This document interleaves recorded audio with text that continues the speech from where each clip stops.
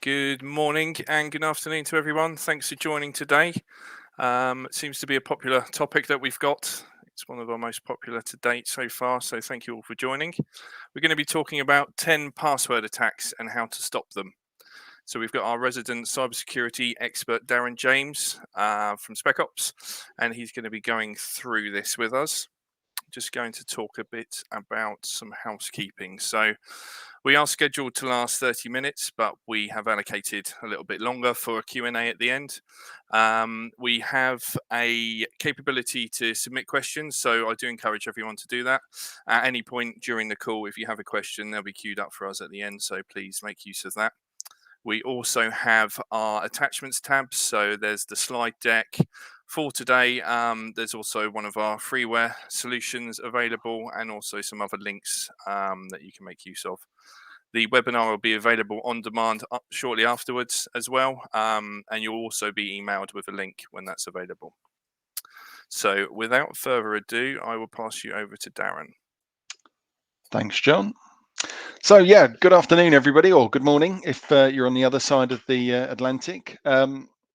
Today we're going to be talking about, passwords. And I think it's particularly relevant. Maybe one of the reasons why this is such a popular topic right now is obviously the situation that we've got going on in Eastern Europe, and the threat, not just the threat, but the actual cyber warfare that's happening between both sides.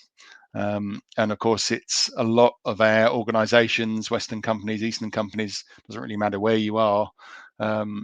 Those companies, and particularly if you're a government agency or medical or critical infrastructure of some kind, your user accounts are going to be prime targets.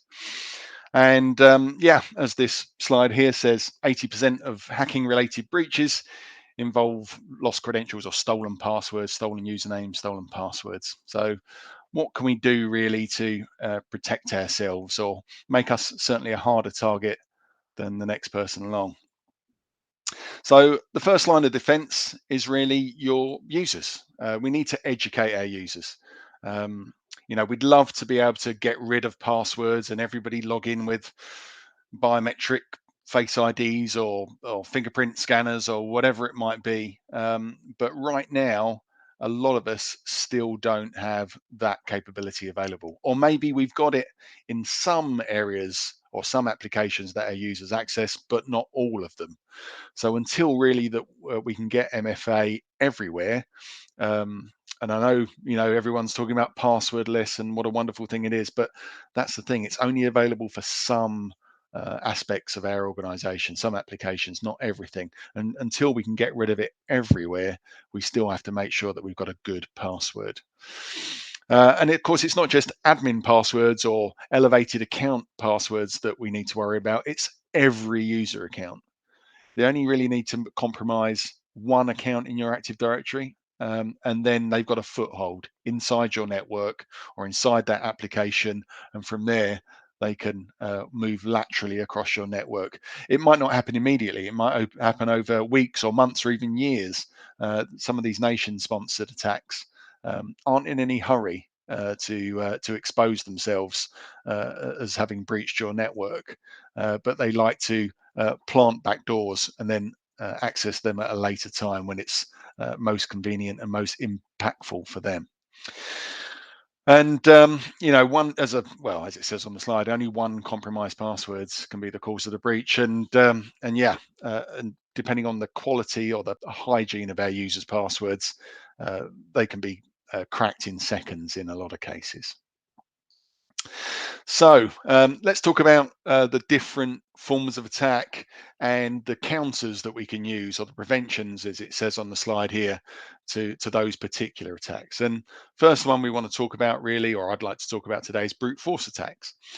Brute force attacks are really where someone's gathered lots and lots of stolen passwords or compromised passwords or what they might think are commonly used passwords, and then use them against different access points to your network. So whether that's a online application like Office 365, or it's your VPN connection or VPN service, or it's a stolen laptop or a stolen phone, it doesn't really matter. It's all about trying to fire lots and lots of passwords, lots over a very over a period of time to eventually break into somebody's account. It's very, very clumsy, but with the power of computers these days, you can process billions of attempts per second if you if you've got the right computer hardware. And that doesn't necessarily have to be a supercomputer. It can be just a regular gaming computer with a fancy graphics card in it. They can be programmed to attempt these sorts of breaches very easily. You can download this software from all over the internet. So what can we do to sort of stop these attacks? Well, account lockout is your friend here. So where we only give a user a certain number of attempts getting their password right, and then we lock them out for 30 minutes. But then we have to be a little bit careful around how account lockouts are used and what impact that's going to have on our end users. So again, we need to find a balance between usability and security. Increasing your password length and maybe adopting passphrases. So these haven't been widely adopted yet, although they've been recommended for over 6 years, certainly in the UK. When the NCSC and Microsoft and NIST did some studies back in 2016, they recommended moving away from short, complex passwords and moving to longer, simpler passphrases. So yes, that breaks the pattern of password one with a capital P, capital letter at the beginning, lowercase character in the middle, number at the end. If you switch to 3 random words that mean something to you but nothing to anybody else, that gives you a stronger password or a passphrase. Again, going along the same sort of lines, blocking incremental passwords.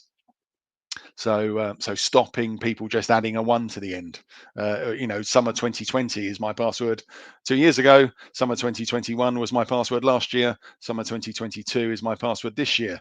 All with a capital S, of course.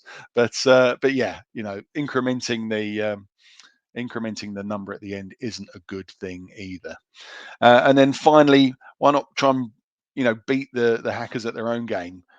Actually use the list that they're using to block the user's password in the first place. So stop your users from even setting that password. So using the list that the attackers use by filtering your users' passwords when they set them against those exact same lists. And of course, MFA. We know that's the holy grail. You'll see MFA and a lot of these sort of preventions mentioned on a number of these slides. But yes, if you can get MFA in place, please do. And when I say MFA, that also includes just 2FA, so 2 factors of authentication as opposed to multi-factor authentication, if you're wondering what the acronym is. So that's your password plus something else. Or even if you can move away from passwords in its entirety, even better. So maybe use a biometric, which is effectively like 3 factors rolled into one. Something you have, your face, something you something you are, your face, something you have, maybe your mobile phone with a fingerprint scanner on it, and something your PIN code to unlock your phone, something like that. That's the perfect type of other factor to use. Dictionary attacks, similar to brute force, but this time it's by really going through every single word in the dictionary. Again, a very blunt instrument, but very effective if you've got the time. And as I said right the way back at the beginning, a lot of these nation states, they're in no hurry. They can spray these passwords out to all of your users at any particular moment in time. They might not breach your account lockout rules. They might know that your account lockouts happen only after 5 bad attempts, so they'll only send 4 bad attempts to each of your users' passwords, and they'll keep doing it over a period of months and years. And if you've got 10,000 users and you're trying 4 bad passwords against each of those users for every second of the day or once a day, again, that's a lot of attempts against all of your accounts over a particular period of time. And of course, as I again mentioned before, we only need to get through one account, only need to crack one account, and then we've got a foothold inside the network. And again, similar prevention steps as before. Account lockout, as I've just mentioned, is less effective against these sorts of attacks. But you've got things like switching to passphrases, so less common patterns, incrementals, blocking these dictionaries to begin with, and of course our old favorite MFA once again. Password spraying. So password spraying is where, again, similar to the other two, but what we're again doing is taking a group of passwords and attacking different types of account. So and across different organizations as well. This could be a multifaceted account to get across different government departments or entire countries and all of their critical infrastructure, for instance. And again, it's about launching these lists against lots and lots of individual accounts and trying to find a weak link, a weak password across these various applications and logon services. And the attacker generally picks passwords that are most commonly used. So password one with a capital P, welcome one with a capital W, or the German, the French, the Dutch, the Hungarian equivalents of those words, and then trying them on those individual accounts. And again, we want to make sure it's exactly the same as before prevention, switching to less common passwords, blocking incremental, breach passwords, and ultimately, if we can move away from passwords, switching those sorts of systems to MFA as well. Credential stuffing. So this is a less popular method of attack, and this is where you've actually compromised not just the password of the user, but the username themselves. So you can find these lists for sale on the dark web, and they'll contain a real username and or an email address and a real password. But they won't just use them on the website that they were stolen from. They will use those credentials on other websites as well. So they may have stolen them from, I don't know, LinkedIn, let's say, and they'll use that exact same combination on a whole host of other web-based applications. So whether it's Office 365 or Google accounts or whatever it might be, and eventually they're trying to take advantage of users' tendency to reuse passwords and reuse credentials across various sites. So again, we want to make sure that we can use the same tools as we've talked about before, block incremental passwords, obviously enforcing things like passphrases isn't going to help so much here because they would have captured the whole passphrase. Even if it's a long passphrase, they're still going to have captured it and it's in clear text, it's available for download. So that's not going to help you so much here. But certainly blocking those passwords ourselves if we can discover them, maybe even identifying accounts that have been leaked. And there are various systems out there. One of our sister companies does a fantastic solution which will tell you who in your domain has had their credentials leaked. So yes, all of these sorts of threat intelligence models are quite important for thwarting this sort of attack. Phishing, yes, an old favorite. What do we do with this? So phishing attacks mostly take the form of email these days. So receiving an unsolicited email, maybe appearing to come from a colleague. So you might get one from the boss saying, "Oh, Darren, can you click on this link or and sign in? I've lost my credentials. Can you sign in and print this document out for me?" And of course, you click on the link, it takes you to your document portal, your email portal, or what looks like your email portal. You type in your username and password, and then nothing. And of course, that's because the person that sent you the phishing link has created a perfect replica of the portal that you're expecting to log into. You've just typed your credentials in there, and now he's captured your username and password. So these sorts of phishing attacks are very, very common. Not an awful lot you can do to block it. Sure, awareness training. So there are lots and lots of applications out there now where it can actually fake a phishing email, and you can send it out to your users. And if anybody clicks on the link, it tells you who clicks on the link, and maybe you can give them some extra IT security training, MFA. But when you again, when you're looking at MFA solutions, make sure the users aren't presented with the password first. Make sure they're sent a text message first, or prompted for another form of identity before they enter their password, because again, we still don't want to surrender our password as our first form of authentication. So MFA, be a little bit careful with that, particularly with regards to phishing. We don't want to be giving away even one part of our authentication process if we can possibly help it. You can also do things like configuring email banners. So this can be done on any email platform. You don't need a fancy sort of spamware solution to do spam solution to do this. You can say, if you receive an email from this manager or this CEO as the display name, but it actually comes from a different domain, then produce a big banner at the top of the email to say this may not be legitimate. Please check with the with your manager or whoever it may be, the IT department, security department, before you click on any links within this email. So that's quite a nice way of at least highlighting a potential problem to any users. And then just general mail server configurations as well. So make sure you've got your DKIM and SPF records up to date and DMARC records up to date, so that again, your mail servers are protected. No open relays on your mail servers, all of those sorts of things. So yeah, you can use things like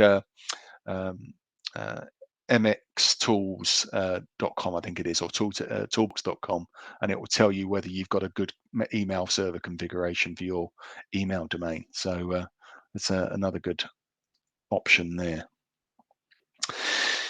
Keylogger attacks. So keyloggers, again, can be software or hardware based. So this basically records what people type on their keyboard as they're working through the day. You can get malware that behaves as a keylogger. So you log in, maybe you've clicked on a phishing link and you've downloaded what you thought was a document, but you've not. You've actually installed a keylogger, and it sits there as a little hidden service in the background. And everything you type in your keyboard, it then sends off to a server somewhere, and they can gather information about what you've typed in an email and your passwords that you use, all of those sorts of things. You can also get hardware keyloggers. You can buy these for like £20 or $20 from eBay, and you can plug them into the back of people's computers. So this takes physical access to your users computers that they use, but you can plug them in between keyboards, between the connection to the keyboard and the computer itself. And again, they can be used or connected to over the internet, or even by phone via Bluetooth. So you can actually monitor what someone's typing in on your phone as they're typing it in. Not so common these days. Again, if you've got good antivirus protection, it's a good idea to they pick up most of these things, but certainly make sure that you train your users on it. So again, if they get those little warnings saying that a virus has been detected, do they want to quarantine it? Yes, they do. Make sure they keep their antivirus software up to date. So if they see any pending Windows updates, make sure they get applied. That's all part of sort of awareness training. Reboot your computers often to make sure those updates apply, all of those sorts of things. MFA, again, if they've captured your password, okay, that's fine. But if it also still requires you to type in a random one-time code from Google Authenticator, Microsoft Authenticator, or authenticate with a fingerprint, that's not going to help them access that system. So again, that's still useful. And for the hardware devices, you can still use other third-party software to block unknown USB devices. So only allow certain USB devices to be used within your organization, and that would therefore block illegal keyboards from being used, that sort of thing. And finally, use things like password managers. That's a really important one here. So, and we'll talk a little bit more about password managers later. But password managers can be vital, really, these days, because people have so many passwords to remember. Um, and they're always tempted to reuse passwords. But if you've got something that's easy to use and that can store passwords securely, then that really does help the user. So it can auto-fill and randomly generate passwords. And again, the user's not typing those in because it's being auto-filled. So it's not going to be registered in a keylogger. So yeah, password managers, another really good tool to help you against those sorts of attacks. Social engineering. So yeah, I guess we've all seen these. If anyone's got a Facebook account or Twitter account or Instagram account, you often get, what was the first phone number you can remember, or what's your favorite movie, or what movies have you watched more than 5 times? And yeah, I'm sure you can think of other examples that I don't really want to discuss on here, but they all give away bits of personal information about ourselves. So it might be, what's your favorite movie? I don't know if people can see behind me there. I've got a Death Star on the wall. So I guess everybody knows what my favorite movie is, or what my favorite series of movies is. So, anything related to Star Wars wouldn't be a good password for me, for instance. So we need to try and encourage our families and our friends and our colleagues not to fill these sorts of questionnaires in that you see on social media. It's all about harvesting data. It might be very funny for a couple of seconds, but someone's gathering that data. They didn't create this thing for a laugh. They're doing it to gather data about you, and that's just uh, those sorts of approaches. But also think about phishing. So where someone phones you up and says, "Hi, yeah, it's Darren from the service desk. Do you actually know it's Darren from the service desk, or Darren from your broadband provider, or Darren from your life insurance?" How do you know that unsolicited call is from the person that they claim to be? So again, try and train your users not to give any information away to those sorts of people unless they can verify who that person is at the other end of the phone. So yeah, really, really important. Try and use secret questions when verifying. Oh, sorry, not secret questions. MFA when verifying people. Do not use things like secret questions, because everybody knows what my favorite film is. So try and think about secure multi-factor authentication methods. Don't just think any way of identifying but some people say to me, well, could I use my employee ID? And yeah, would that be the same employee ID that's written on your security badge, on your ID badge that you wear around your neck, while you're at work? So no, even things like that aren't a great way of verifying somebody.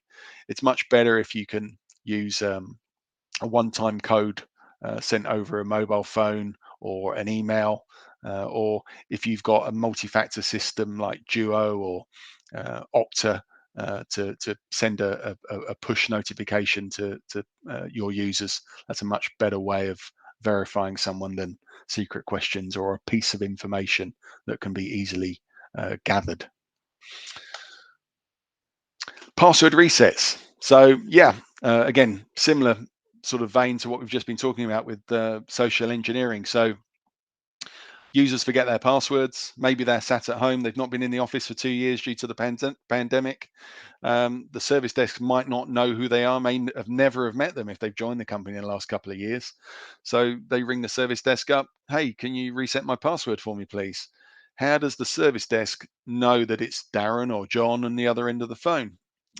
So, and a lot of the bad actors or these hacking groups these days are finding that attacking MFA platforms is quite a difficult thing to do. So let's pick on a soft target. Let's pick on the human target. And that is places like the service desk. There have been some very well publicized attacks on service desks recently in the press.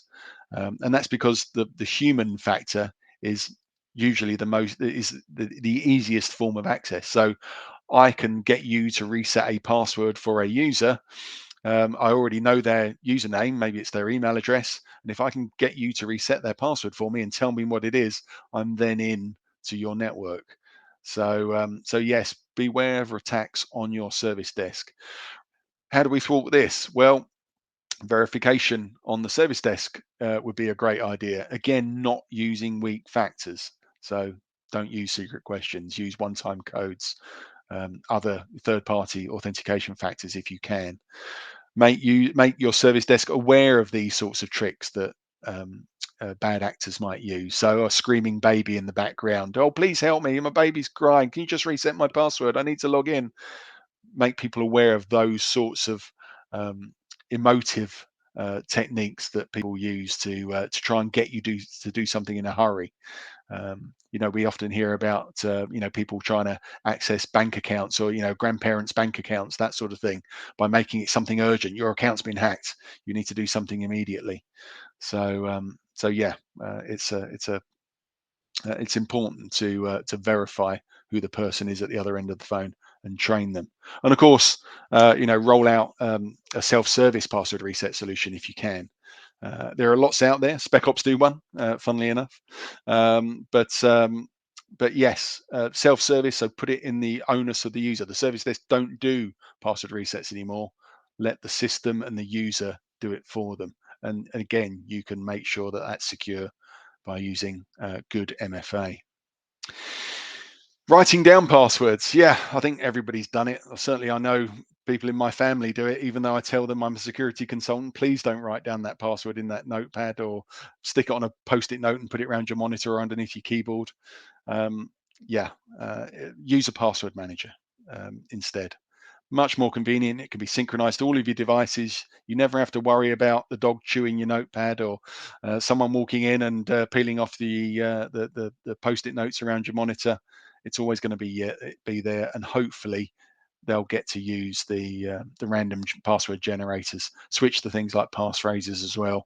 Make users aware of these tools, even the built-in ones that are on their phone or built into the browser, into Chrome or Edge or whatever their favorite browser is. They've all got these password managers built in, so use them and try and avoid writing them down. Password reuse, again, I've already mentioned it.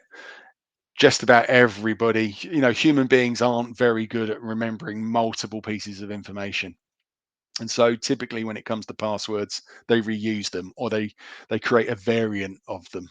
So maybe it's their kid's name plus the kid's birthday and then the name of the website that they go on. So, in my case, Scarlett 0702 Amazon.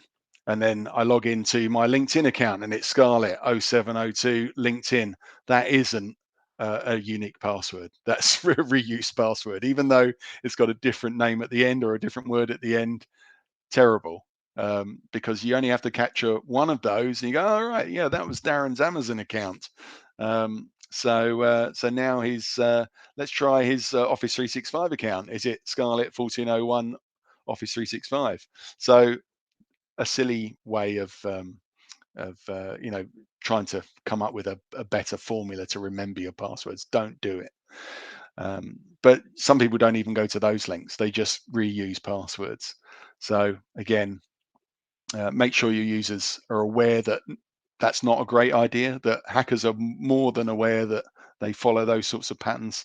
Try and adopt passphrases if you can, but make them unique. But really use password managers, block common passwords, block incremental passwords where people just change the number at the end, all of those sorts of things. Really, to cover all of the things that I've just talked about, we've also developed this little matrix. So we've got the list of common problems and common solutions and what solutions solve which problems. So please feel free to use this matrix. If you download this slide back later, it might help you balance things out and see where you get the most quick wins. What else can you do? Well, you could see how bad the problem is that you've got inside your organization. And for that, we have a great free tool called Spec Ops Password Auditor. So if you've got an Active Directory in your organization, most people have, download this free tool. You can run it inside your organization. you can download a database of 800 million commonly used breach passwords. We update that every 2 to 3 months, and it will tell you who's currently using a breach password inside your organization, amongst a bunch of other reports as well. Who's got the same password, those sorts of things. It doesn't crack anybody's password. Don't worry. We're not doing anything scary like that. All it's doing is comparing hashes. It doesn't phone home. So we don't get to see your results. Only you guys get to see your results. But it gives you some really useful insights into your password hygiene or password landscape inside your Active Directory. And yeah, if you've got anything less than 30% of your users appearing in that list, you're doing fantastically well. Usually it's somewhere, well, as you can see here, anywhere up to 80% of users. And of course, if it is a huge problem and you do want to go further, you're always more than welcome to contact us. We also do some paid for solutions that can help you implement a lot of the things that I've talked about today, where they're not natively available within Windows, or Active Directory. So again, always feel free to come and talk to us about what solutions we've got available.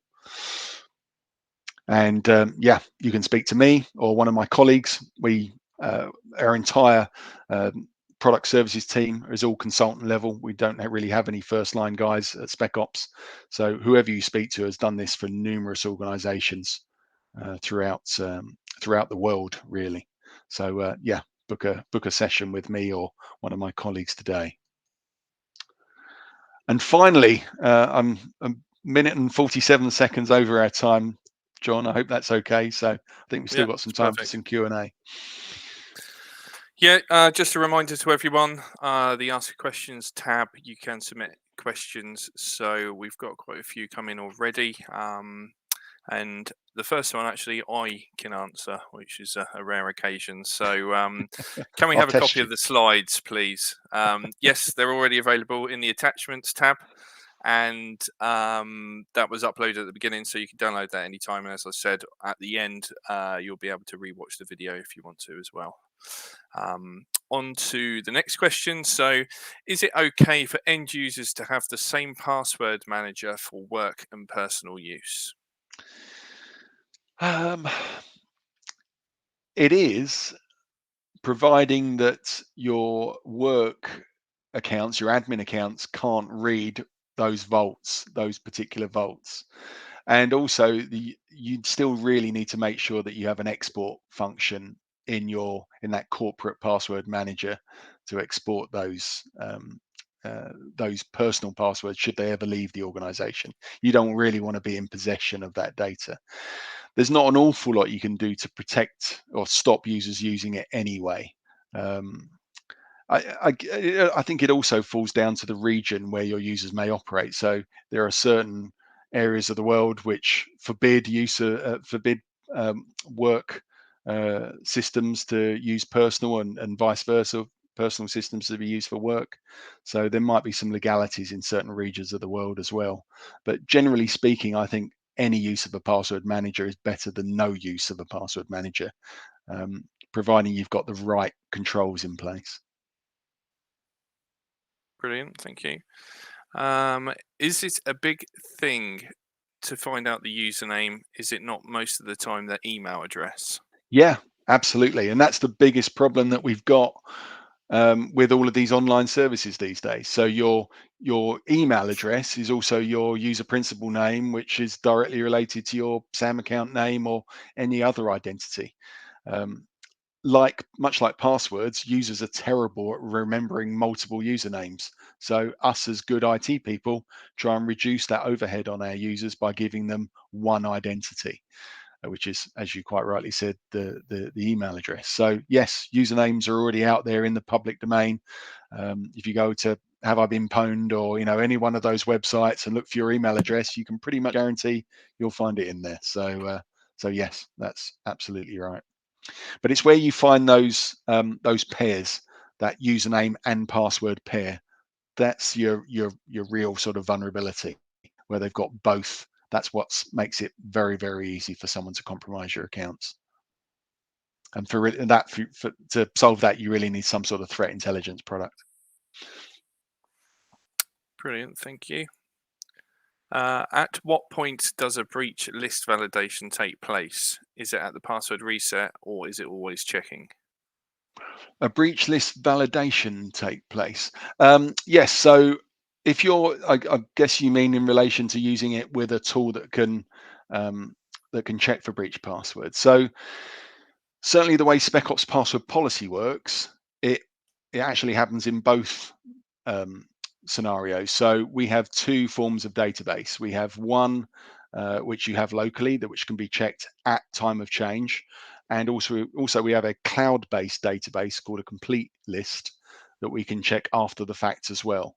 So we give you kind of a belt and braces approach. The reason we have the two is that our cloud-based database is 2.5 billion passwords. So it's very hard, and 200 gigs of something in size. So you can't really host that, or a lot of organizations can't host that sort of size of data inside their networks. But the smaller list, the most common list, the one that you can use with that free tool, that's only 5 gigabytes in size. And so we can host that locally, and it is more manageable. So you need to sort of look at the size of the data and apply it correctly, I would say.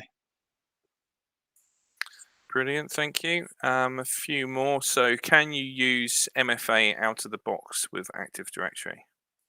Unfortunately, not. No.